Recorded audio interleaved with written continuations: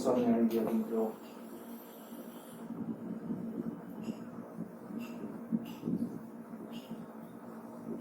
Last આપણે જે discussion કરતા હતા ગતિકીય ઈએમએફ, આજે સ્પેશિયલી એના રિલેટેડ એમસીક્યુ ઉપર વધુ ફોકસ રાખી અને આગળ વધી. ગતિકીય ઈએમએફ નું આપણે જે સૂત્ર લીધેલું છે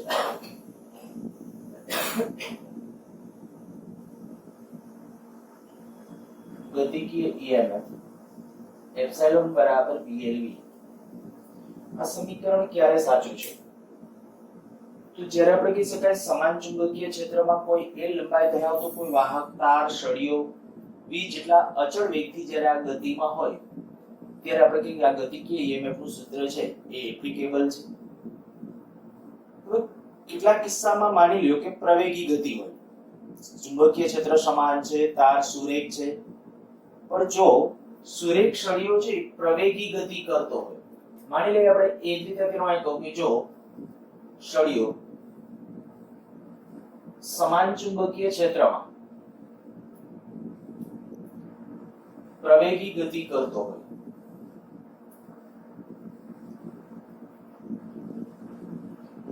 તો એની અંદર બે પરિસ્થિતિ, એક અચળ પ્રવેગી ગતિ.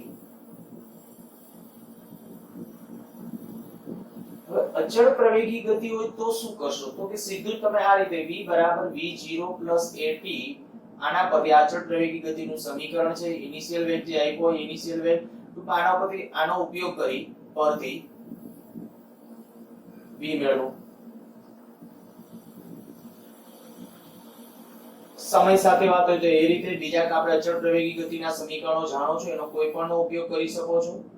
તો ત્યારે એનો ઉપયોગ પણ અચળ પ્રવેગી ગતિ હોય તો જ આ સમીકરણનો ઉપયોગ કરવાનો છે અને એનો ઉપયોગ કરી અને v નું મૂલ્ય મેળવી લેવાનું. દાખલા તરીકે હું તમને ક્વેશ્ચન આ રીતે આમ પૂછું, L બરાબર 1 મીટર લંબાઈ ધરાવતો સળિયો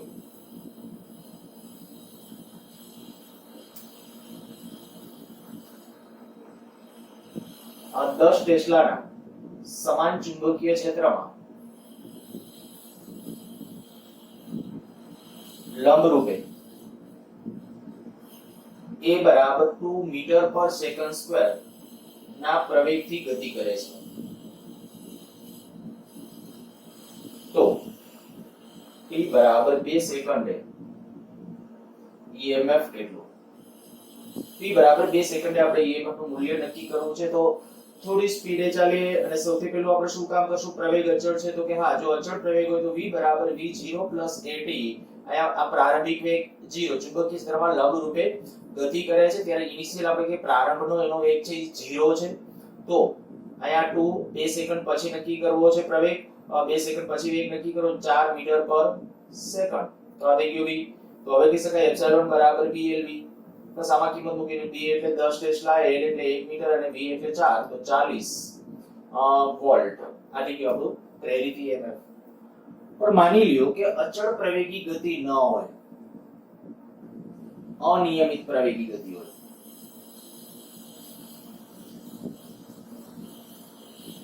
જો અનિયમિત પ્રવેગી ગતિ હોય, એસા કે પ્રવેગ છે કોઈ પણ વિધેય આપેલું હોય, 11th માં તમને મેં શીખવાડેલું છે, a as a function of t હોઈ શકે, a as a function of x હોઈ શકે, a as a function of v હોઈ શકે, કંઈ પણ આપી શકે. પ્રવેગ એ તમને સ્થાનના વિધેય તરીકે આપે, સ્થાન સાથે એટલે કે સ્થાન સાથે પ્રવેગ કેવી રીતે બદલાય છે, પ્રવેગ વેગ સાથે કેવી રીતે બદલાય અને પ્રવેગ સમય સાથે કેવી રીતે બદલાય છે એ આપે. જો આવું કંઈ પણ હોય, હું અત્યારે એવું માની લ્યો કે a છે as a function of t છે, a as a function of t, તો શું કરશું? તો કે dv/dt બરાબર f of t. અર્થાત કે આપણે કહી શકીએ કે આના ઉપરથી આ dv બરાબર f of t dt, આનો ઉપયોગ કરીને આના ઉપરથી વેગ મેળવવો, v મેળવો અને ઈ મળી જાય. ત્યાર પછી એપ્સિલોન બરાબર VLV નો ઉપયોગ કરવાનો. એકાદ ઉદાહરણ લઈ લો. દાખલા તરીકે માની લ્યો તમે એમ કહે કે ભાઈ B બરાબર 10 ટેસ્લાના સમાન ચુંબકીય ક્ષેત્રમાં 2 મીટર લંબાઈ ધરાવતો સળિયો, 2 મીટર લંબાઈ ધરાવતો સળિયો A બરાબર 2t મીટર પર સેકન્ડ સ્ક્વેર ના પ્રવેગથી ગતિ કરે છે, તો t બરાબર 2 સેકન્ડે EMF કેટલું? તો t બરાબર 2 સેકન્ડે જ્યારે EMF જોઈએ છે તો EMF નું મૂલ્ય કેટલું હશે? EMF એપ્સિલોન બરાબર BLV. એમાં આપણે પહેલા વેગ v નક્કી કરવો છે. વેગ v નું મૂલ્ય ચાલો કેમ નક્કી કરશું તો કે વેગ v એના માટે કે આ a as a function of t આપ્યું છે. a as a function of t તો આને હું આપણે લખું dv બરાબર 2t dt. બંને બાજુ જ્યારે સંકલન કરશો ત્યારે અહીંયા કે v બરાબર આવું આવી જશે 2t²/2. હવે ક્યાંથી ક્યાં પરિસ્થિતિની અંદર આપણે નક્કી કરવાનો હતો તો આપણે કહીએ કે ભાઈ 0 થી 2 સેકન્ડ દરમિયાન તો 0 થી 2 સેકન્ડ માટે મેં ડાયરેક્ટ લખ્યું છે ટૂંકું કર્યું થોડું તો અહીંયા વેગ પાછો આવશે કેટલો આવશે 4 મીટર પર સેકન્ડ. મેં સંકલન આયા ખરેખર બે બાજુ સંકલન કરવાનું છે. આયા સંકલનની લિમિટ શું અપાય 0 થી v. 0 થી v એટલે ઇનિશિયલ પ્રારંભિક વેગ ટૂંકમાં 0 શૂન્ય સમયે વેગ 0. આયા લિમિટ કેટલી 2 સેકન્ડ. 2 સેકન્ડે વેગ કેટલો કહું છું v. બસ તો 2 સેકન્ડે વેગ v હોય તો આ એનો ઉપયોગ કરીને આના ઉપર કહી શકાય એપ્સિલોન બરાબર BLV. v ની કિંમત આપી હતી મેં 10 ટેસ્લા, l તરીકે 2 અને આયા v તરીકે 4 તો 80 વોલ્ટ. તો એક કન્ડિશન આ પ્રકારે આપણે ધ્યાન રાખવું. આ BLV આ સમીકરણ જે છે એના ઉપયોગ કરીને પરિસ્થિતિ ડાયરેક્ટલી પૂછી શકાય. સૂત્ર ફરીથી બોલું છું ક્યારે સાચું છે? સમાન ચુંબકીય ક્ષેત્ર હોય, તાર સુરેખ હોય અને અચળ વેગથી ગતિ હોય તો ડાયરેક્ટલી આ પરિણામ સાચું છે. અચળ વેગી ગતિ ન હોય એટલે કે પ્રવેગી ગતિ હોય તો બે શક્યતા અચળ પ્રવેગી ગતિ અને અનિયમિત પ્રવેગી ગતિ ગમે એ પૂછે તો હવે આમાં કઈ બીજું કઈ બહુ વિશિષ્ટ નથી. હા આ ફેરફારો બધા જે આપણે 11th ના જે શીખવાડેલા છે બધા તમને આવડવા જોઈએ. આમાંનું કોઈ પણ વિધેય આપ્યું હોય તો ટ્રાન્સફોર્મેશન કરતા તમને આવડવું જોઈએ અને એના ઉપરથી વેગ મેળવતા આવડવું જોઈએ. વેગ મળે એટલે આપણું આ પરિણામ મળે. આવી રીતે આના પ્રકારના ક્વેશ્ચન બીજા ક્યાં પૂછાય છે? દાખલા તરીકે પ્લેન છે. પ્લેન જ્યારે પૃથ્વીની સપાટીને સમક્ષિતિજ લઈને ઉડ્ડયન કરે ત્યારે એમ કે પ્લેનની પાંખના બે છેડા વચ્ચે પ્રેરિત EMF ગણો. પ્લેનની પાંખ એટલે તમે સળિયાની જેમ વિચારી શકો. પાંખની લંબાઈને તમને આપી દે છે. પણ હવે એ વખતે દાખલા તરીકે પ્લેન અચળ વેગી ગતિ છે, પ્રવેગી ગતિ છે, કંઈ પણ આપે તો એવા પ્રકારના ક્વેશ્ચનનું સમાધાન માટે પછી એકાદ ક્વેશ્ચન એ પણ લઉં. ચાલો આગળ વધીએ. ભૂસી નાખું છું. લખવાનું પતન કરતા સળિયામાં પ્રેરિત EMF. આવા પણ પ્રશ્નો ગુજકેટમાં પણ પૂછાયેલા છે, નીટની અંદર પણ પૂછાયેલા છે. પૃથ્વીની ક્ષૈતિજ તીવ્રતા જે છે આપણે કે પૃથ્વીની ક્ષૈતિજ તીવ્રતા એટલે પૃથ્વીની સપાટીને સમક્ષિતિજ ઘટક. આપણે આગલા ચેપ્ટર વખતે ભણી ગયા હતા એંગલ ઓફ ડીપ ને એ કન્સેપ્ટ પણ આ આવડવું જોઈએ કારણ કે એના ઉપરથી આ ક્વેશ્ચન પૂછી શકે છે. જ્યારે આપણે કંઈક માની લો કે પૃથ્વીનું જે આપણે વિષુવવૃત્ત પાસે હશે તો ચુંબકીય ક્ષેત્ર રેખા કેમની હશે? દક્ષિણથી ઉત્તર તરફ. આપણે જો અત્યારે સમજવા માટે આ રીતે આમ માની લઈએ નોર્થ સાઉથ ઈસ્ટ વેસ્ટ. દાખલા તરીકે આ આપણું સમક્ષિતિજ સમતલ એમાં નોર્થ સાઉથ ઈસ્ટ વેસ્ટ. આ નોર્થ સાઉથ આ ઈસ્ટ આ વેસ્ટ.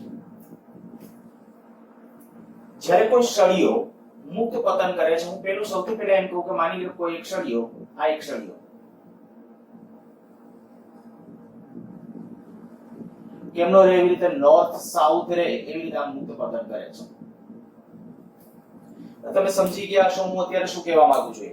સળિયાનું છે મુક્ત પતન. આ દાખલા તરીકે આપણી સમક્ષિતિજ સપાટી એક સળિયો આ રીતે આમ ઉત્તર દક્ષિણ દિશામાં આમ કે આમ નમી જતો નથી, બીજી બાજુ જતો નથી. સળિયો આમનો ઉત્તર દક્ષિણ દિશામાં રહે એ રીતે મુક્ત પતન પામે છે. તો સળિયાના બે છેડા વચ્ચે પ્રેરિત થતું EMF કેટલું? પૃથ્વીની ક્ષૈતિજ તીવ્રતા છે આપણે કહી દઈએ. ઓકે આને છે ને હું જે આમાં ચાલો બે પાર્ટ કરી નાખું. સળિયો નોર્થ સાઉથ રહે તે રીતે મુક્ત પતન કરે.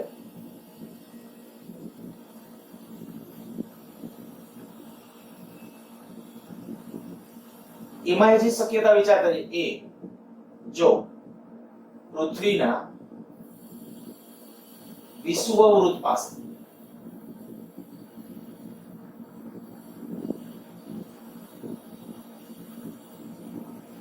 તો એપ્સિલોન બરાબર કેટલું.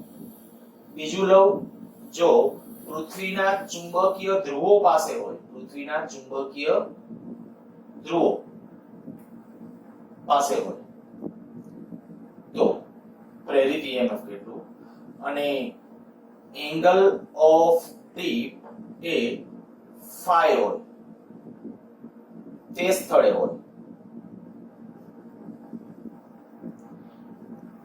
તો એપ્સિલોન જોજો કેટલા કેવી રીતે કેમ ક્વેશ્ચન પૂછી શકાય. મેં ખાલી આટલું કીધું પૃથ્વીના ચુંબકીય ક્ષેત્રમાં સળિયો મુક્ત. હવે સળિયો મુક્ત પતન કઈ દિશામાં? તો કે પહેલા હું લઉં છું નોર્થ સાઉથ. નોર્થ ઉત્તર દક્ષિણ દિશામાં રહે એટલે આ રીતે આમ સળિયો છે મુક્ત પતન કરે છે. હવે ઈ સળિયો મુક્ત પતન કરે ત્યારે માની લ્યો કે ઈ જે વિસ્તાર છે ઈ પૃથ્વીનો વિષુવવૃત્ત પાસેનો છે. જો એ પૃથ્વીનો વિષુવવૃત્ત વાળો વિસ્તાર હોય તો ત્યાં વિચારો જોઈએ કે પ્રેરિત EMF કેટલું મળશે. સમજો બરાબર. પૃથ્વી જ્યાં વિષુવવૃત્ત હશે ત્યાં પૃથ્વીનું ચુંબકીય ક્ષેત્ર એક્ઝેક્ટ આમ જ હશે, સપાટીને સમાંતર. સાઉથ થી નોર્થ તરફ આ રીતે આમ હશે ચુંબકીય ક્ષેત્ર એક્ઝેક્ટ આમ. હવે સળિયો છે એક્ઝેક્ટલી આમ કે આમ મુક્ત પતન પામતો હોય ઉત્તર દક્ષિણ દિશામાં રહીને આ રીતે આમ મુક્ત પતન પામે તો એમાં પ્રેરિત EMF કેટલું મળે? તો કે પ્રેરિત EMF ન મળે. પ્રેરિત EMF શૂન્ય. શું કામ પ્રેરિત EMF શૂન્ય? સમજો જો હું આવું કહું છું કે આ સળિયો છે આ રીતે આમ મુક્ત પતન પામતો હોય, સોરી આ રીતે આમ નોર્થ સાઉથ આ રીતે આમ મુક્ત પતન પામે છે. ચુંબકીય ક્ષેત્ર કેમનું છે? આ રીતે આમ. હવે વિચારો જોઈએ કે આમાં જે સળિયામાં આવેલા પેસેન્જર તરીકે આવેલા ધન આયનો અને ઇલેક્ટ્રોન્સ જે છે એનો વેગ કેમનો? તો કે સળિયાનો વેગ આમ છે, સળિયો આ રીતે આમ છે. જો સળિયો આ રીતે તો એના કહી શકાય ધન આયન અને ઇલેક્ટ્રોનનો વેગ આ બાજુ કહેવાય. તો આપણે F બરાબર QV ક્રોસ B, F સદિશ બરાબર QV ક્રોસ B. જો આ અનુસાર બળ ગણવું હોય A બરાબર Q, B ચુંબકીય ક્ષેત્ર કેમનું અંદર, વેગ સદિશ કેમનો નીચે તરફ, બરાબર જમણા હાથના પંજાનો નિયમ. તો વિચાર કરો કે આપણો સળિયો આમ છે, આ સળિયો છે બરાબર, સળિયો આ રીતે આમ પડતો આવે છે, સળિયો આ રીતે આમ પડતો આવે છે આમાં, એટલે વેગ સદિશ આમ થયો, ચુંબકીય ક્ષેત્ર આમ છે તો આમાં રહેલા ધન વિદ્યુતભારો ઉપર કેમનું બળ લાગશે? તો કે આ બાજુ. ઇલેક્ટ્રોન ઉપર આ બાજુ. તો કે એમાં પ્રેરણ એટલે કે સળિયો હોય તો પાતળો, એકદમ પાતળો. આપણે એના બે છેડા વચ્ચે પ્રેરિત થતું EMF જોઈતું હોય તો એના બે છેડા વચ્ચે EMF કારણ કે જે થાશે પ્રેરિત EMF કદાચ આપણે કે ધન આવે તો આ બાજુ આવે, ઋણ આવે તો આ બાજુ આવે સળિયા માટે. એટલે સળિયાના બે છેડા વચ્ચે પ્રેરિત EMF મળી શકે. ન સમજાણું હોય તો ફરીથી વિડિયો રિવાઇન્ડ કરીને એક વખત ટ્રાય કરજો. ચાલો બીજું, જો પૃથ્વીના ચુંબકીય ધ્રુવો પાસે હોય તો વિચારજો બરાબર. પૃથ્વીના ચુંબકીય ધ્રુવો, હવે આ માની લો કે ત્યાં પૃથ્વીના ચુંબકીય ધ્રુવો તો ચુંબકીય ક્ષેત્ર રેખા કા આમ હશે અને કા આમ હશે. ચુંબકીય ધ્રુવો પાસે ક્ષેત્ર રેખાઓ કા તો અંદર જતી હશે જો એ નોર્થ પોલ હશે તો, અને જો સાઉથ એટલે કે દક્ષિણ ધ્રુવ હશે, પૃથ્વીનો દક્ષિણ, તો ગજિયા ચુંબકનો હું નથી કહેતો, પૃથ્વીનો દક્ષિણ ધ્રુવ હશે ત્યાંથી ક્ષેત્ર રેખાઓ બહાર નીકળશે. પૃથ્વીનો દક્ષિણ આપણે વિસ્તાર કહીએ કે જે કહીએ કે દક્ષિણ ધ્રુવ, તો એ પાસે ત્યાં ક્ષેત્ર રેખાઓ બહાર હશે અને નોર્થ ની અંદર આપણે પલ્લામ રૂપ હશે ધ્રુવો પાસે. હવે વિચાર કરો કે સળિયો જો આમ મુક્ત પતન પામે આમ આ રીતે, તો F બરાબર QV ક્રોસ B, એમાં V અને B વચ્ચેનો ખૂણો કેટલા? વેગ સદિશે આમ થયો, સળિયો ગમે આ સળિયો છે એટલે મેં કીધું સળિયો ચાલ આ રીતે આમ મુક્ત પતન પામે તો વેગ સદિશ આમ થયો, ચુંબકીય ક્ષેત્ર આમ છે તો બે વચ્ચેનો ખૂણો થશે 0, પરિણામે કોઈ બળ ન લાગે એટલે આમાં ત્યારે પણ ધન ને ઋણ છૂટા ન પડી શકે. તો એનો અર્થ એવો થાય કે ત્યારે પણ પ્રેરિત EMF નું મૂલ્ય કેટલું મળશે? 0. આ થઈ ગયું ત્યારે પણ પ્રેરિત EMF 0. માની લો કે કોઈ સ્થળે એંગલ ઓફ ડીપ થાય છે, એ જગ્યાએ જો મુક્ત પતન થતું હોય તો આપણે આ જગ્યાએ હવે માની લઈએ કે એંગલ ઓફ ડીપ ફાઈ છે અને આમ ચુંબકીય ક્ષેત્ર હોવાને બદલે ચુંબકીય ક્ષેત્ર કંઈક આમ નમેલું છે આ રીતે આમ. જો ચુંબકીય ક્ષેત્ર આમ કંઈક નમેલું હોય તો એનો સમક્ષિતિજ ઘટક કયો થશે? આ ચુંબકીય ક્ષેત્ર B કહો તો એનો સમક્ષિતિજ ઘટક આ બાજુનો કયો થશે? B cos phi, angle of phi હોય તો, અને આ બાજુનો ઘટક કયો થશે? B sin phi. જે જગ્યાએ એંગલ ઓફ D માની લો આપણે કે ભાઈ આ એના હું બે ઘટકો લઉં, આ એંગલ ઓફ D phi, આ B છે તો B નો આ બાજુનો ઘટક કેટલો? B cos phi, અને આ બાજુનો ઘટક કયો થશે? B sin phi. હવે વિચારો જોઈએ કે સળિયો જ્યારે મુક્ત પતન પામતો હોય, મુક્ત પતન, ત્યારે કયું ચુંબકીય ક્ષેત્ર પ્રેરિત EMF ઉત્પન્ન કરાવશે? આ કે આ? એ ઉત્પન્ન જ નહીં થાય.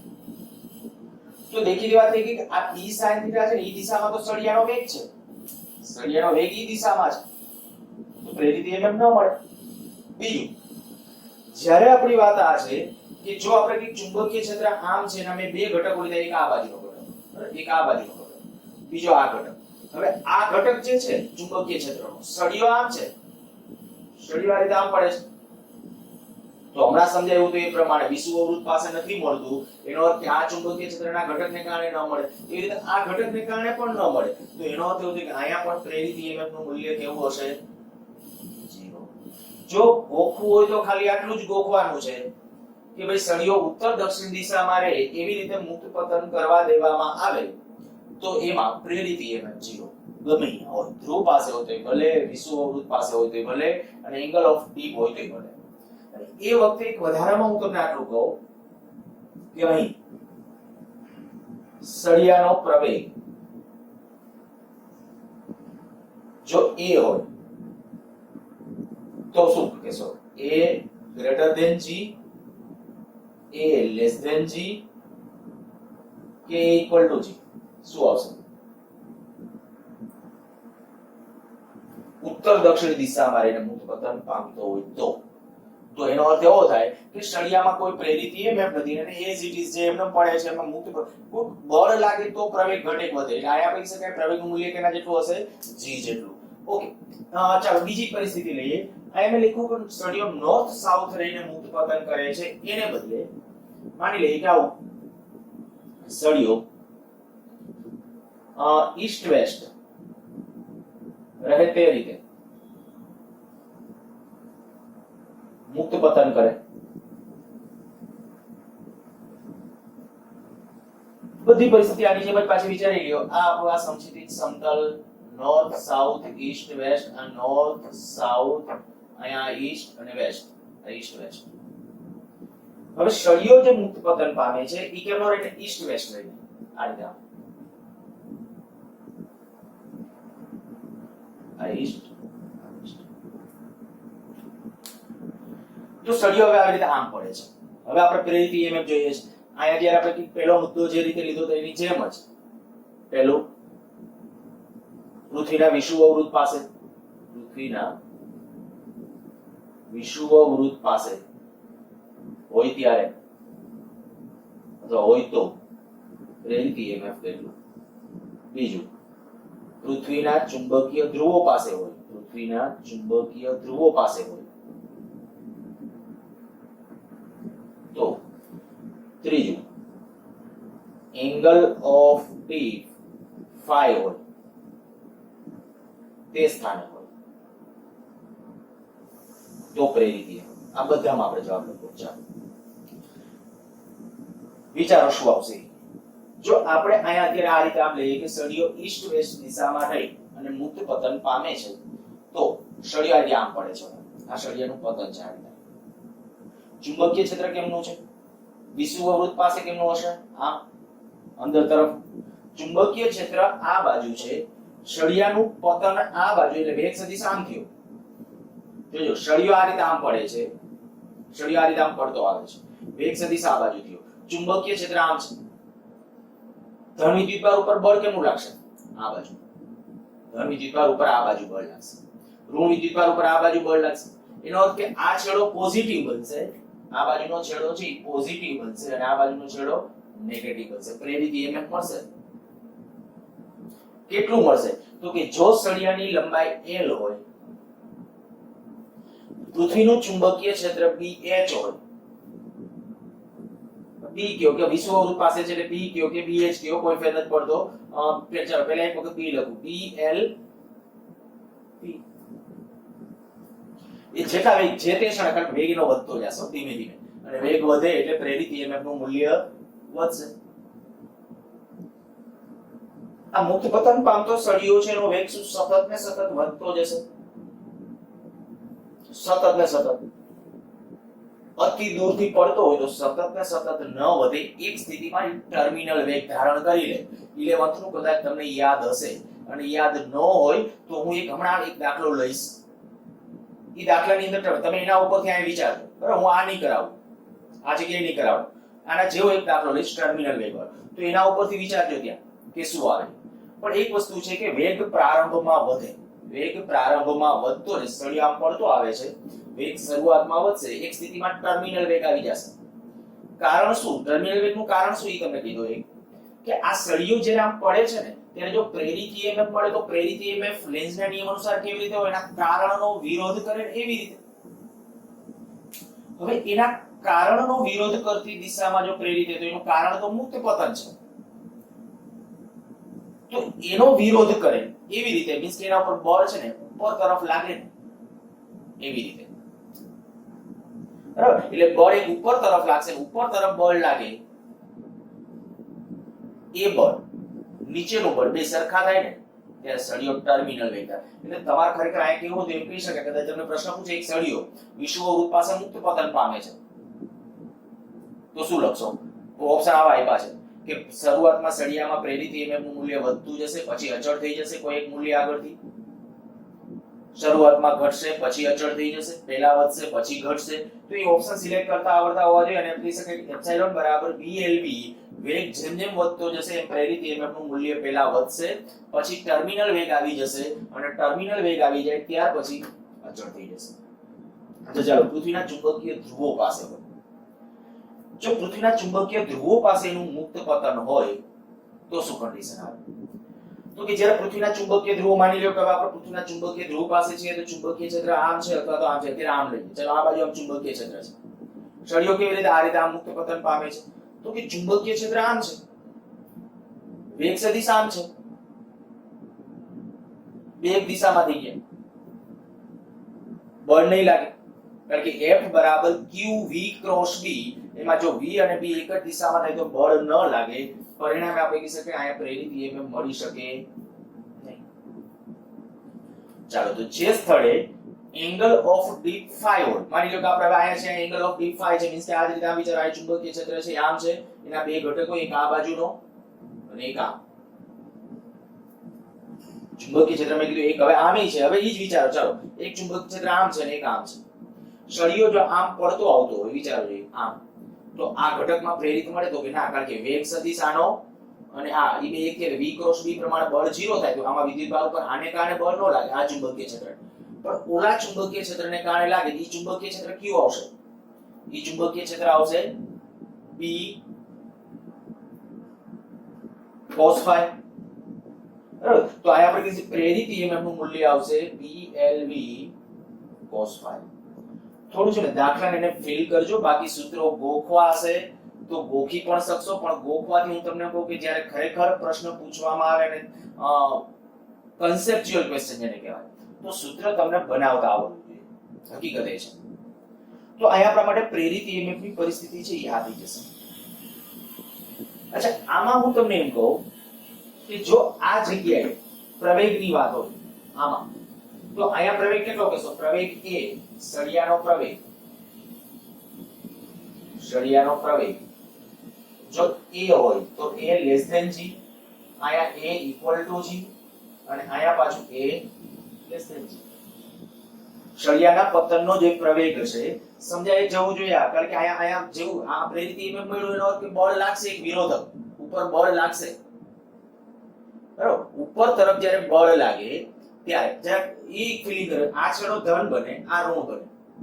એટલે હવે વિચારો જોઈએ કે ખરેખર સળિયામાં જો આ છેડો ધન હોય ને આ ઋણ હોય ને કે બાહ્ય પરિપથમાં જોડો તો પ્રવાહ કેમનો વહે? આમ વહે ને. માની લો કોઈ બાહ્ય લૂપ છે, વાતાવરણ છે ઈ કદાચ એને બાહ્ય લૂપ પૂરું પાડે, આપણે જે કંઈ લઈએ, પણ આ જે છે ત્યારે આપણે કહી શકીએ આ રીતે આમ પ્રવાહ રચાતો હશે અને જો એની અંદર આ પ્રવાહ, કારણ કે ધન વિદ્યુતભારોની ગતિ આમ થશે, ઋણ આમ ગતિ કરતા હશે અંદર મુક્ત પતન વખતે સતત એક છેડો વધુ ને વધુ ધન બનતો જાય છે, બીજો છેડો વધુ ને વધુ ઋણ બનતો જાય છે, તો પ્રવાહ એની અંદર આમ હશે.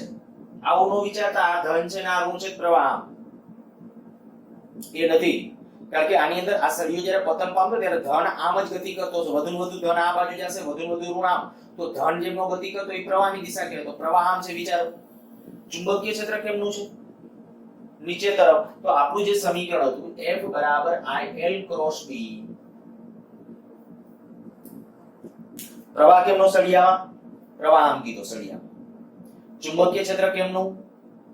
તો કે ચુંબકીય ક્ષેત્ર છે આ તરફ છે, ચુંબકીય ક્ષેત્ર આમ છે સળિયામાં પ્રવાહ છે એ આપણે કીધું કે આ રીતે આમ છે, બળ કેટલું લાગશે F બરાબર BIL આ સદિશ કરજો F બરાબર BIL જેટલું બળ જે લાગશે એ બળ કઈ દિશામાં લાગશે ઉપર તરફ એનો અર્થ કે બળ ઉપર તરફ લાગે એટલે એનો જે પ્રવેગ હશે એ પ્રવેગ કેવો હશે ગુરુત્વ પ્રવેગ કરતા ઓછો હશે એટલે જ્યારે પ્રેરિત EMF મળે ને ત્યારે પ્રવેગ ગુરુત્વ પ્રવેગ કરતા ઓછો હશે જ્યારે પ્રેરિત EMF નથી ત્યારે પ્રવેગ શૂન્ય હશે હવે આવા નવા ક્વેશ્ચન બધા ક્વેશ્ચન હું તમને આજે કીધું ને માની લો કે આ બધા ક્વેશ્ચન હું આમાં ટ્રાન્સફર કરી નાખું કે એક પ્લેન છે પ્લેનની પાંખની લંબાઈ આપી દો અને એમ કહું કે પ્લેન છે પૃથ્વીની સપાટીને સમક્ષિતિજ રહીને ઉડ્ડયન કરે જો પ્લેન પૃથ્વીની સપાટીને સમક્ષિતિજ રહીને ઉડ્ડયન કરે તો પ્લેનની પાંખના બે છેડા વચ્ચે પ્રેરિત EMF કેટલું આપણો ક્વેશ્ચન આ છે કે પ્લેનની પાંખના બે છેડા વચ્ચે પ્રેરિત EMF કેટલું મળે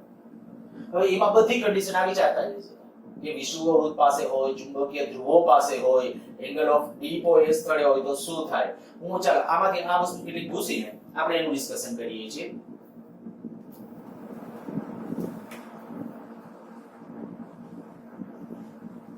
પૃથ્વીની સપાટીને સમાંતર રહી ઉડ્ડયન કરતા પ્લેનની પાંખના બે છેડા વચ્ચે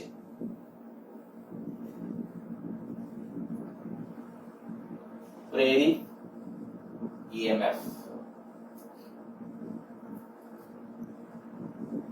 આમાં પણ કન્ડિશન તમે લઈ શકો કે એ નોર્થ સાઉથ ઈસ્ટ છે આમાં છે ને આપણે એવું કહીએ નોર્થ સાઉથ કે ઈસ્ટ વેસ્ટ સાથે બહુ લેવા દેવા નથી તો એક જ કન્ડિશનને ધ્યાનમાં રાખીને ચાલીએ છીએ જોઈએ શું છે એ પછી જરૂર પડશે બીજી વાત કરશું પૃથ્વીની સપાટીને સમાંતર રહીને પ્લેન ઉડ્ડયન કરે છે તેની પાંખના બે છેડા વચ્ચે પ્રેરિત EMF હવે ધ્યાન રાખજો પ્લેનની જે પાંખ હશે એટલે હું કીધું પાંખની જે બે અંત્ય બિંદુ એની પાંખની એક પાંખની લંબાઈ જો L લ્યો તો બે પાંખના છેડા વચ્ચેનું અંતર એટલે તમારે ખરેખર ટોટલ કેટલું લેવાનું 2L હવે તમને આમ આપી દેશે જનરલી કે પ્લેનની પાંખના બે છેડા વચ્ચેનું અંતર છે એ 25 મીટર છે 50 મીટર છે કે આવું આપી દેશે તો એ પ્લેનની પાંખના બે છેડા વચ્ચેનું અંતર જે કાંઈ છે એ માની લ્યો કે L છે તો ઈ પ્લેન જ્યારે ઉઠશે ત્યારે કાં તો આમ ઉઠશે કાં તો આમ ઉઠશે કાં તો આમ ઉઠશે કઈ બાજુ આમ ઉડ્ડયન કરતું હશે કોઈ પણ દિશામાં ઉડ્ડયન કરતું હશે હવે વિચારો કે પ્લેન આમ ઉડ્ડયન કરે છે તો એની પાંખ એટલે આ બાજુ થયો વેગ સદિશ આમ થયો જોજો વેગ સદિશ આમ થયો લેન્થ આમ છે એની પાંખ આ રીતે આમ છે ગતિ આમ છે એટલે વેગ સદિશ આમ ચુંબકીય ક્ષેત્ર કેમનું છે આ બાજુ અચ્છા ચુંબકીય ક્ષેત્ર આમ છે શું પ્રેરિત EMF મળે ન મળે કેમ ન મળે તો કે વેગ સદિશ આમ છે v ક્રોસ b 0 થઈ જશે બળ જ ન લાગે પરિણામે આપણે કહી શકાય કે વિષુવવૃત્ત પાસે જો ઉડ્ડયન હોય વિષુવવૃત્ત પાસે તો વિષુવવૃત્ત પાસે પ્રેરિત EMF ચાલો 0 અચ્છા આપણે કીધું પ્લેન છે વિષુવવૃત્ત પાસે હોય આમ ઉડવાને બદલે આમ ઉડે તો મળે ના વિચારો અહીંયા આપણે વિષુવવૃત્ત ચુંબકીય ક્ષેત્ર આમ છે ચુંબકીય ક્ષેત્ર આ બાજુ છે હવે હું આમ કહું છું ચાલો આ બાજુ આમ ઉડ્ડયન થાય છે આ રીતે જો આજે આમ ઉડ્ડયન થતું હોય તો એવી સ્થિતિની અંદર વિચારો કેમનું બળ લાગે વેગ સદિશ આમ છે ચુંબકીય ક્ષેત્ર આમ છે ચુંબકીય ક્ષેત્ર આમ છે વેગ સદિશ આમ છે બળ કેમનું લાગે ઉપર તરફ હવે સળિયો વિચારો છે કે આ સળિયો આમ ગતિ કરતો હોય તો ધન વિદ્યુતભાર આમ જઈ શકે ઉપર અને નીચે પરિણામે આ પાંખના બે છેડા વચ્ચે મળે એટલે વિષુવવૃત્ત પાસે કેવું 0 તમને એમ થશે કે આમે નથી મળતું આમ તો આમ ક્રોસમાં ઉડે તો એના બે ઘટકો લઈ લ્યો વેગના એક વેગનો આ બાજુનો ઘટક લ્યો એક આ બાજુનો તો કે બેમાંથી એકમાં ન મળે એટલે ગમે ત્યારે વિષુવવૃત્ત પાસે જો પ્લેન પૃથ્વીની સપાટીને સમાંતર રહીને ઉડ્ડયન કરે તો ત્યારે એની પાંખના બે છેડા વચ્ચે પ્રેરિત EMF કેટલું આવશે 0 બરાબર એની પાંખના બે છેડા વચ્ચે પ્રેરિત EMF નું મૂલ્ય થશે 0 અચ્છા ચુંબકીય ધ્રુવો પાસે ઉડ્ડયન કરે તો વિચારો હવે આ ધ્રુવ છે વિચારો ચુંબકીય ક્ષેત્ર આમ છે બસ આટલું એક ઇમેજ લેશે પ્લેન આમ ઉડ્ડયન કરે છે જો મળે કે નહીં વેગ સદિશ આ બાજુ થયો તો ચુંબકીય ક્ષેત્ર આમ છે એટલે ચુંબકીય ક્ષેત્ર આમ વેગ સદિશ આમ અંદર તરફ જમણા હાથનો પંજો કેવી રીતે રાખવાનો? આંગળીઓને ચુંબકીય ક્ષેત્રની દિશામાં, અંગૂઠાને વેગની દિશામાં. તો અંગૂઠો આમ અંદર તરફ, તો આ બાજુ ધન ઉપર બળ આમ લાગશે, ઋણ ઉપર બળ આમ લાગશે. તો કે સળિયો અત્યારે પ્લેન છે એ આપણું ઉડ્ડયન કરે છે આ રીતે આમ. જો આ રીતે આમ ઉડ્ડયન કરે તો પ્રેરિત EMF મળશે, બરાબર? એ ખ્યાલ આવી જવો જોઈએ. તો ચુંબકીય ધ્રુવો પાસે જ્યારે ઉડ્ડયન કરે છે ત્યારે ચુંબકીય ક્ષેત્ર આમ છે અને ત્યારે એ કિસ્સામાં પ્રેરિત EMF મળશે. અને કેટલું હશે? તો કે પ્લેનનો વેગ જો v હોય તો આપણે કહીએ એપ્સિલોન બરાબર BL. અચ્છા, ત્યારે પ્લેન આમ ઉડ્ડયન કરતું હોય તો આમ, આ બાજુ વિચાર. ચુંબકીય ક્ષેત્ર આમ છે, વેગ સદિશ આમ છે, આ બાજુનો છેડો ધન બનશે, આ બાજુ ઋણ બનશે, મળશે પ્રેરિત EMF. ટૂંકમાં ચુંબકીય ધ્રુવો પાસે ઉડ્ડયન કરે ને તો PLV, જ્યાં L એટલે પાંખના બે છેડા વચ્ચેનું અંતર, એક પાંખની લંબાઈ નથી. V એટલે શું છે? તો કે એનો જે અચળ વેગ તમને કિલોમીટર પર અવર માં જનરલી આપે, 500 કિલોમીટર પર અવર કે એની જેમ. હવે જે સ્થળે એંગલ ઓફ D phi હોય એ સ્થળે જો તમારે પ્રેરિત EMF નું સૂત્ર લખવું હોય તો, જે સ્થળે એંગલ ઓફ D phi હોય એ સ્થળે, તો ત્યાં પાછું ચુંબકીય ક્ષેત્રનો આ ઘટક કે આ ઘટક કયો જવાબદાર આવશે? વિચારો. આપણે હમણાં ખબર પડી, જો ધ્રુવો પાસે ઉત્પન્ન થાય છે, ધ્રુવો પાસે ચુંબકીય ક્ષેત્ર કેમનું હોય? આમ. તો આ બાજુનો ઘટક કયો આવશે? sin. તો આપણે કહી દઈશું પ્રેરિત EMF કેટલું આવશે? PLV sin. તો આ એના જુદા જુદા, મેં કીધું એ પ્રમાણે ક્યારેક cos હશે, ક્યારેક sin હશે, ક્યારેક નહીં હોય. આને બધાને થોડું ટૂંકું કરવા માટે અત્યારે હમણાં જ આના પછીનો તરતનો લેક્ચર એની અંદર હું ડિસ્કશન કરું છું. આ બધું ખાલી બહુ ફટાફટ તમે આન્સર આપી શકો એ રીતે આગળ વધીએ છીએ, બહુ ઝડપ, બરાબર? ખાલી સીધું જે અત્યારે જે કહ્યું એ જ પરિસ્થિતિમાં બહુ ફટાફટ આન્સર આપણને મળશે. એક એવી ટેકનિક તમને શીખવાડું છું, બસ.